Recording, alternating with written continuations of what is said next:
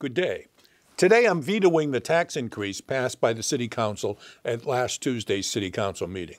I send this back to the City Council and ask them to work with me to do better, reduce the burden on our taxpayers while still meeting the basic needs of our city.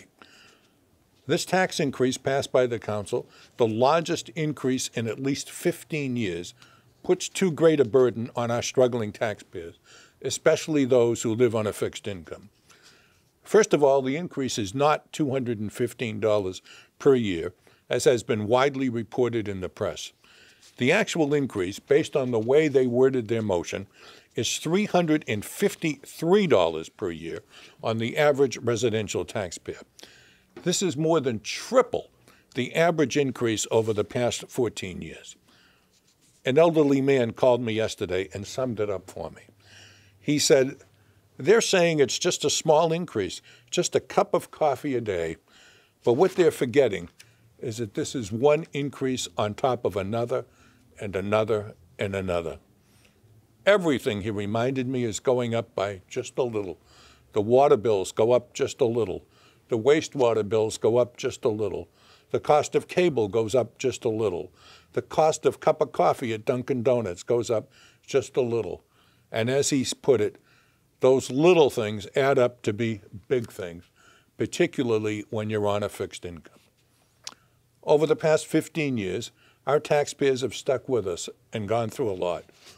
For the first 10 years that I was mayor, they paid increases of the maximum we could charge under Proposition 2.5. They worked with us when we had to increase water and wastewater rates every year, when we increased the fees, increased the local meals tax, charged for parking downtown. Our taxpayers stayed with us and made very few complaints.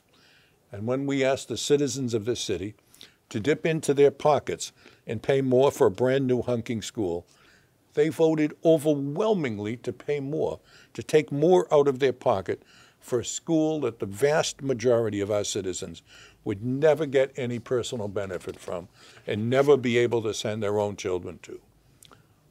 Last year was a record year for our city and a great year for our state. Our state tax revenue increased, and the state was able to send more money to cities and towns.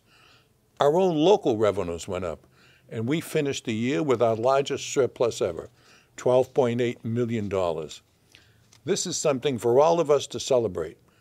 We went from having the largest deficit in the history of the state, the hail debt, to having the largest surplus in the history of our city.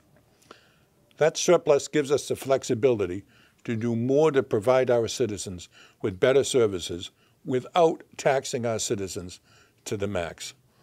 Over the past 14 years that I've been mayor, our citizens have paid tax increases every year, and those increases have averaged $111 per year. The increase passed by the City Council this year, even at what they thought mistakenly that they were doing, is $215 per year on top of the $75 per year in water and wastewater increases. Our tax-paying citizens recognize we all have an obligation to pay our fair share. They have shown time and time again they're willing to do so and pay their fair share. But this increase passed by the City Council is too much. And I send it back to the City Council and say, work with me. I know we can meet our basic needs, and I know we can do better for our taxpayers. Thank you very much for listening.